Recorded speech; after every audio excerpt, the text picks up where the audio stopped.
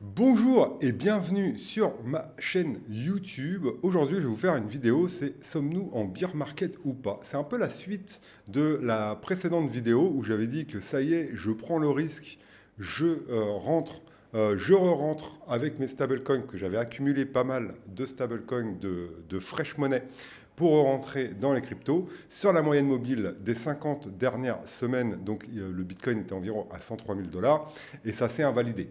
J'ai pris ma perte, j'ai perdu. D'accord, j'ai perdu sur ce coup-là.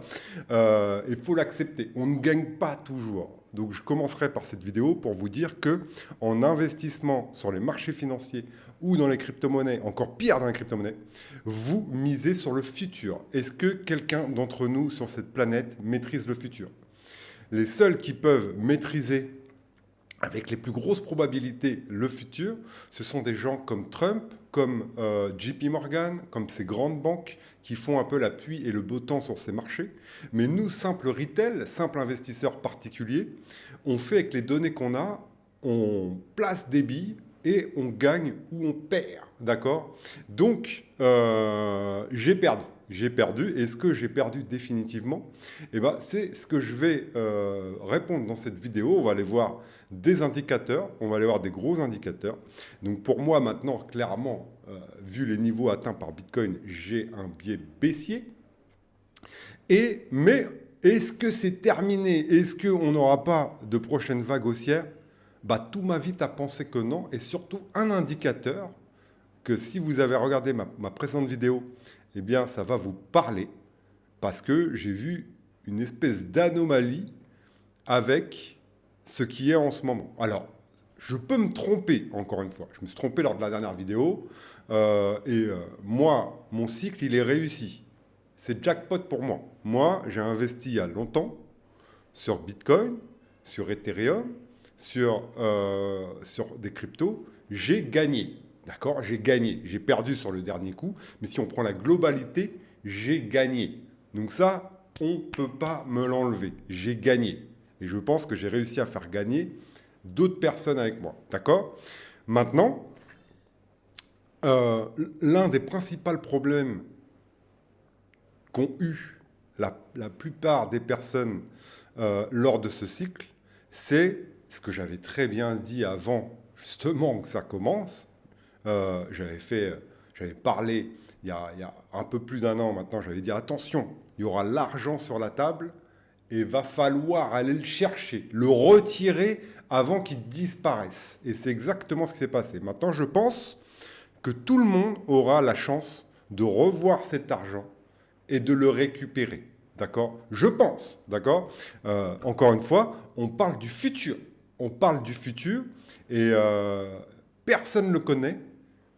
Alors, si vous avez des contacts dans l'administration américaine, dans les grandes banques, mettez un commentaire et dites ouais, moi je connais machin. Et en fait, non. Mais bon, voilà. Donc, là, on fait un scénario sur le futur qui peut complètement ne pas se dérouler. D'accord? Donc, c'est pour ça qu'il faut avoir en tête plusieurs choses, plusieurs scénarios, plusieurs chemins possibles et s'adapter au fur et à mesure où où il n'y a plus de brouillard. Vous voyez plus de brouillard, le chemin devient clair et vous vous adaptez. D'accord? Donc très important de comprendre ça dans un premier temps. Donc on va aller voir ces indicateurs et franchement, dites-moi en commentaire ce que vous pensez. D'accord? Dites-moi vraiment en commentaire, moi aussi ça m'aide.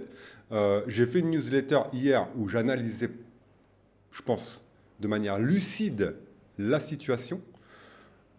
Pour vraiment partir sur des bonnes bases, moi j'ai vendu 30% de mes cryptos euh, vendredi matin, d'accord? À cause de plein de signaux que j'aime pas, d'accord? J'en parle dans ma newsletter, je vais pas parler là maintenant de ça, parce que moi le but maintenant c'est de parler de l'avenir. Est-ce qu'on va avoir un rebond? Est-ce qu'on va avoir une nouvelle jambe haussière? Je vais vous expliquer pourquoi je pense que oui. Allez, c'est parti. N'oubliez pas le like et tout. Il y a le lien pour vous abonner à ma newsletter aussi et être tenu au courant de ma vision des marchés. Donc c'est le premier lien, enfin il n'y a qu'un lien dans ma description, donc c'est celui-là. Allez, c'est parti, on part pas plus de temps, je partage mon écran. Donc là, déjà, on va faire une analyse technique sur notre Bitcoin avec, non, là on est sur Ethereum, donc on va mettre Bitcoin sur des données long terme, des données mensuelles, d'accord? Donc ça c'est très important. Il faut qu'Internet fonctionne bien. Ok, donc j'ai récupéré ma connexion Internet et vous voyez en fait quand vous essayez de faire des choses, on vous mettra toujours des bâtons dans les roues. D'accord? Que ce soit Internet, que ce soit un mec qui va passer la tondeuse, du bruit. Donc c'est pour ça, ne vous laissez pas distraire par tout le bruit qu'il peut y avoir, des circonstances qu'il peut y avoir. Il faut toujours aller au bout des choses. D'accord? Donc c'est parti, regardez, donc c'est ce que j'ai partagé hier dans ma newsletter, on est à un point de pivot important. Donc si on prend la théorie de dos, donc la théorie de dos sur des graphiques, c'est très simple, c'est accessible à tout le monde. Lorsqu'on fait des hauts de plus en plus hauts, d'accord, et des bas de plus en plus hauts, eh ben, on est sur une tendance haussière. Maintenant, on se rapproche très dangereusement du support mensuel. Le support mensuel qui est là, à environ à 83 000 $. Donc si le mois de novembre finit au-dessus des 83 000 $, la tendance reste haussière. D'accord? C'est théoriquement, d'accord? Théoriquement. Maintenant, on a fait un mois de novembre dégueulasse. Regardez, on est venu chercher la moyenne mobile des 20 derniers mois et on est en train d'être en dessous. Qu'est-ce qui s'est passé lorsqu'on a fait ça en 2021? On a rebondi. Alors, vous allez dire, ouais, mais tu as dit pareil sur la moyenne mobile des 50 dernières semaines. C'est vrai. Normalement, on rebondit. Et là, ça n'a pas été le cas. Regardez, la moyenne mobile, elle a été fracturée. On n'a eu aucun rebond. Maintenant, rien ne descend comme ça en ligne droite. Même en 2021, c'était la merde. On a rebondi, d'accord? On a rebondi à des moments et on a eu des occasions de partir. Est-ce qu'on a eu un rebond? Là, ça fait 1, 2, 3, 4 semaines que ça ne rebondit pas. Est-ce qu'on en a eu? Non. D'accord? On n'a pas eu de rebond. Maintenant, la vraie raison du crash, c'est quoi? Parce qu'il y a quelque chose d'important qu'il faut comprendre, c'est que on a une deadline. Une deadline, c'est-à-dire un horizon, une date ou quelque chose. Voilà, donc je voulais vous partager cet article qu'on va détailler. Donc j'en parle dans ma newsletter, hein. Je vais le survoler parce que j'ai pas envie que cette vidéo soit trop longue. La vraie raison du crash, c'est que il y a eu une circulaire, d'accord, comment dire, divulguée par JP Morgan seulement vendredi ou jeudi, alors que le 10 octobre, elle a eu lieu. Donc le 10 octobre, ça correspond au big crash qu'on a eu, d'accord, de plus de 20 milliards de liquidation. Et en fait, il y a un truc qui dit que si les entreprises ont plus de 50% de leur trésorerie en crypto, eh bien, elles vont être retirées des indices. L'application de cette loi, de cette décision, voilà, sera le 15 janvier 2026. D'accord? Donc là, on a un horizon. Donc d'ici le 15 janvier, on va avoir des fluctuations. Des fluctuations, oui, ça va être appliqué, non, ça va être pas appliqué. Alors pourquoi c'est chiant? Parce qu'il y a plein d'entreprises qui ont fait un espèce de Ponzi, et notamment MicroStrategy, pour ceux qui me suivent depuis longtemps. Je dis que MicroStrategy, c'est un risque systémique sur le Bitcoin. Un risque systémique. C'est-à-dire que eux, ils lèvent des actions, donc les nouveaux entrants achètent des actions, et avec ça, ils achètent du Bitcoin. Et à un moment donné, ils ne peuvent plus donner le rendement. Enfin, c'est un peu un Ponzi. Les nouveaux payent ceux qui sortent. D'accord? Et si on regarde l'action de MicroStrategy, eh bien, regardez, MicroStrategy, ça s'est complètement effondré. Complètement. D'accord?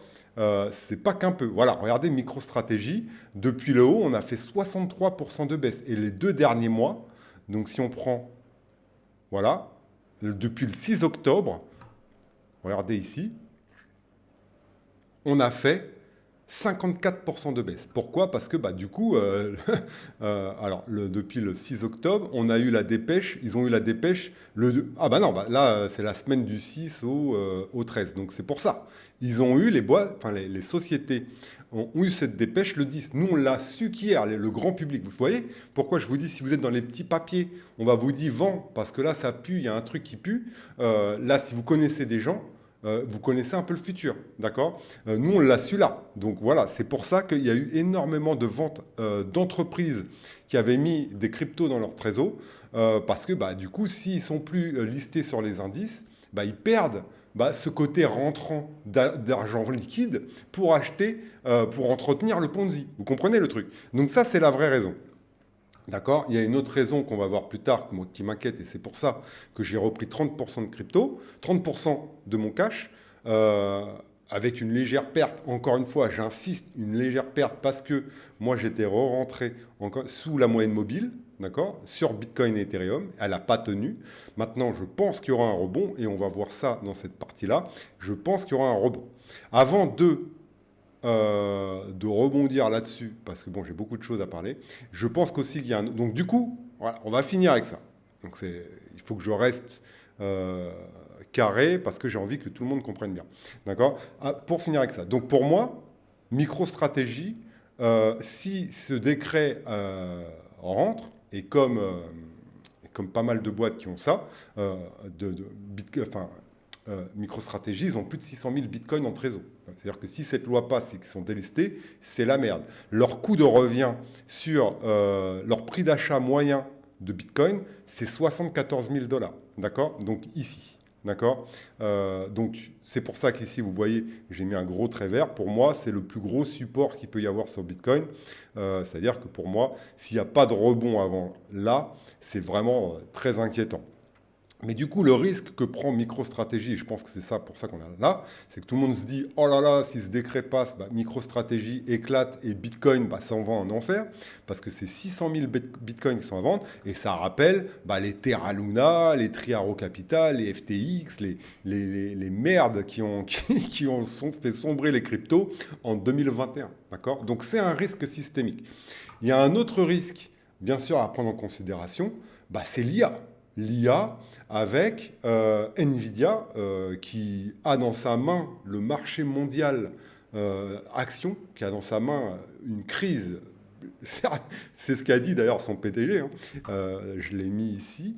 Qu'est-ce qu'a dit le PDG de Nvidia? Alors, je ne l'ai pas mis dans mes signés, mais je l'ai mis dans ma newsletter. Je crois que c'était la Kobeissi Letter qui avait dit. Alors, on va aller voir ça. Ah, voilà. Regardez, qu'est-ce qu'il dit? Le fondateur, il a dit que si le monde entier se serait effondré si Nvidia n'avait pas atteint ses objectifs de bénéfice. D'accord? Pourquoi? Parce qu'il y a une bulle IA. Regardez le graphique de Nvidia. D'accord? On dirait... voilà, on dirait... il y a un truc qui ne va pas dans le graphique de Nvidia. C'est une montée verticale comme beaucoup d'entreprises. Hein. Si vous regardez Google, vous mettez en monthly, voilà, c'est surcapitalisé. Regardez Google. Donc Google, lui, là, je pense que c'est peut-être Gemini 3. Si vous n'avez pas essayé Gemini 3, l'IA Gemini 3 qui vient de sortir, c'est une tuerie. Je crois que c'est la meilleure. Enfin bref, je vous ferai des vidéos sur l'IA, mais on va peut-être bientôt finir le chapitre des cryptos. Donc, ou en tout cas, il n'y aura plus d'actualité. Il faudra faire un DCA en vue de la prochaine vague. Donc voilà, j'aurai plus le temps d'en faire. Mais en tout cas, regardez ça. Donc, tout tient sur Nvidia, la société numéro 1 la plus capitalisée, qui est en train de faire un top de marché. Et ils ont fait des résultats, des bons résultats, hein, d'accord? Donc là, c'est au-dessus des estimations, d'accord? Et ça a chuté. Si on regarde en daily, regardez cette bougie, ils ont annoncé leurs résultats. Gap haussier, donc regardez, là c'est vert, et ça a ouvert ici. Donc il y a eu, entre la fermeture du 19 et l'ouverture, il y a eu un gap, d'accord? Et on a été ravalé, et regardez, on est en train de casser ce support-là. Donc ça, c'est pas bon. Pourquoi? Parce que les cryptos sont associés aux nouvelles technologies. S'il y a tout ce qui est IA, regardez Palantir. Palantir, il est en train de déguster aussi. Oracle, la base de données, bah, c'est en train de... Voilà, on est sous la moyenne mobile de 100. Donc, vous voyez, toutes ces sociétés-là, elles sont en train de souffrir. Donc, ça fait 2 points. Il n'y a pas un monde, je pense, où les marchés traditionnels chutent et les cryptos vont bien. D'accord? Pour moi, bon, il n'y a pas une corrélation vraiment définie à 100%. Mais pour moi, si les marchés tradis, regardez le Nasdaq qui représente la tech US, eh bien, il est en train de corriger. Donc en weekly, on est en train de rebondir sur la 20 dernières semaines, chose qu'on fait habituellement. D'accord?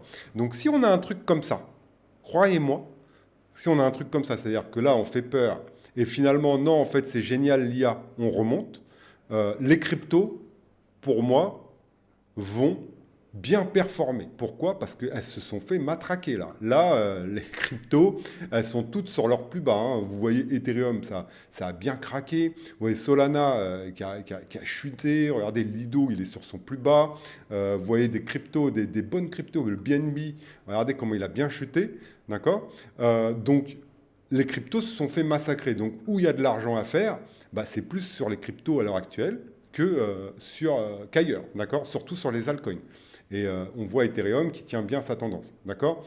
Donc là, c'est difficile de savoir, d'accord? Si on va, il y a un scénario, donc je vous ai dit, il y a plusieurs scénarios. Il y a un scénario où on tient, on se maintient, d'accord? On monte un peu comme ça, d'accord? On continue de monter, l'IA c'est génial, tout va bien, la Fed baisse les taux, on continue, voilà, notre progression. Et il y a un monde où non, cette fois-ci, ça va trop loin, parce qu'il y a bien un moment donné où Nvidia ne pourra plus donner de bons résultats. Et là, regardez, elle donne des bons résultats et ça chute. D'accord? Ça donne des bons résultats et ça chute. Mais on avait fait ça un peu ici, d'accord? On avait cassé cette moyenne mobile et finalement, non, c'est génial Nvidia. Là, il y a eu les tarifs. Non, c'est génial Nvidia, d'accord? Mais si vraiment, et encore, les résultats sont bons, mais si vraiment ils donnent des mauvais résultats, ils sont plus en bénéfice, la croissance est terminée. Ça ne veut pas dire que Nvidia va mourir. Ça veut dire qu'ils plafonnent. À un moment donné, toute entreprise plafonne, d'accord? Sauf les Magnificent Seven. Bon, bref, donc ça fait un point où il faut faire attention. Ce qu'il faut comprendre, c'est qu'on est en fin de cycle, effectivement. On est en fin de cycle. Mais ce qui peut relancer, est-ce que ça veut dire qu'il n'y aura pas un rebond, une dernière vague haussière? Je n'en suis pas sûr. Maintenant, un des trucs qu'il faut comprendre. Déjà, alors, on va recharger ça. C'est qu'on est, voilà, on est dans le fear and greed, on est dans l'extrême peur. On est descendu à 10. En 2022, le plus bas, c'était 6, je crois. Voilà, 6. Et là, on est descendu à 10. Donc oui, on a peut-être une marge pour vraiment faire peur. Si on retourne sur Bitcoin, aller vraiment chercher le support, d'accord, voir un petit peu en dessous ici. Mais pour moi, il faut que ça tienne ce support, d'accord, les 77. On peut aller à 6 ici, d'accord. Mais pour moi, encore une fois, quand il y a des descentes, on aura un rebond. Mais la chose qui me rend le plus optimiste, c'est ça. Donc là, déjà, on peut s'attendre peut-être à aller plus bas. Mais on est sur une zone de rebond. À chaque fois qu'on a touché cette zone-là, on rebondit. Mais regardez, l'indicateur que je regarde souvent, c'est celui-là. Donc c'est la réserve sur les Binance et compagnies, sur les plateformes d'échange centralisées. Regardez ce qui s'est passé il n'y a pas longtemps. Donc regardez ça. Là, on était le 20 novembre, on avait 15 millions d'Ethereum sur les plateformes d'échange. On a perdu 2 millions. Il y a eu 2 millions d'Ethereum qui ont été achetés sur les plateformes d'échange, alors que et le prix a commencé, voilà, alors que le prix chutait. Et là, il commence à remonter, d'accord? Mais 2 millions, c'est énorme, hein, 2 millions d'Ether à 2700 balles ont été retirés des plateformes d'échange, donc achetés. Et regardez Bitcoin. Regardez Bitcoin. Il y avait du coup 2 370 000 Bitcoin de réserve sur les plateformes d'échange. On est à il y a 200 000 bitcoins qui ont été retirés des plateformes d'échange, donc achetés. Regardez, là, le prix recommence à monter. Et ça, c'est quelque chose que moi, je regarde. Parce que quand il va y avoir vraiment le bear market, bah, vous verrez que bah, ça va remonter. Ça veut dire que ça va revenir sur les plateformes d'échange. D'accord? Là, ça s'en va des plateformes d'échange. Regardez le pic qu'il y a eu. Ça veut dire que là, en ce moment, c'est en train d'acheter massivement. Et c'est pas vous et moi, ou moi, enfin peut-être, je sais pas qui regarde cette vidéo, c'est pas vous ou moi qui allons acheter 300 bitcoins d'un coup. Déjà 300 bitcoins, c'est 300 fois 100 000, d'accord? Enfin, fois 85 000, d'accord? Donc là, il y a eu 200 000 bitcoins qui ont été vendus pratiquement sur les plateformes d'échange. Et pour moi, ça, c'est un gros signe qu'on est proche d'un rebond. Parce que si ça s'achète, c'est que ça va vendre, c'est que ça va... c'est que c'est en train d'accumuler par les gros et qu'on peut avoir un énorme rebond. Donc voilà mon analyse. Vous savez tout. Moi, je pense qu'il y aura une énorme vague haussière à venir pour aller chercher un minimum. Alors, je ne vous dis pas une alt season pour le moment ou quoi. Pour le moment, il faut juste s'imaginer qu'on peut avoir un rebond qui nous ramène vers les 100 000 $, vers cette moyenne mobile des 50 dernières semaines, d'accord, vers les 100 000. Là, elle est en train de descendre. J'ai un biais baissier. Donc, pour moi, le rebond sera une période pour prendre de l'argent, bien sûr. Prendre de l'argent avec les sous. Maintenant, est-ce que ça va se passer maintenant? Ou est-ce que ça va se passer dans 2 semaines, 3 semaines, 1 mois, 2 mois, 3 mois? Je ne sais pas. On a une date, ce 15 janvier. On a la Fed qui doit baisser les taux, qui doit peut-être passer en QE. On a énormément de choses qui peuvent amener de la liquidité parce que c'est vraiment ce qui manque. Maintenant, on a ces signes noirs potentiels, c'est que les marchés traditionnels chutent, d'accord? Mais je pense qu'ils peuvent mettre longtemps avant, on va dire que c'est peut-être 40% de chances que les marchés traditionnels, que Nvidia fasse son top. Mais j'ai du mal à y croire avec des bons résultats. Donc pour moi, il est en train de corriger. L'ambiance en ce moment, elle est pourrie. Donc ça corrige, les gens n'ont pas confiance. Mais il suffit d'une petite étincelle pour que ça se relance. D'accord? Mais on a un monde donc, où ça s'effondre effectivement. On va chercher des niveaux bien plus bas et ça va entraîner tout avec. Il ne faut pas se faire d'illusions. Bitcoin, Ethereum, tout. Et il y a un monde où du coup, non, c'est génial. On remonte, où on stabilise. Un monde où on va faire des nouveaux sommets. Et là, je ne vous dis pas les cryptos, tellement qu'elles se sont fait massacrer. Comment, là, ça sera vraiment des conditions pour lancer vraiment quelque chose de vraiment top et faire de l'argent. Voilà. Donc, sur les marchés tradis, ça, voilà. Il y a des doutes un peu partout. Mais c'est vraiment dans les périodes de doute, généralement, qu'on gagne de l'argent. D'accord. Donc voilà, je pense que j'ai été clair dans cette vidéo. Dites-moi votre avis sous celle-ci. N'oubliez pas le like pour la chaîne et pour m'aider au référencement sur YouTube tout simplement. Et je vous dis à une prochaine. Ciao!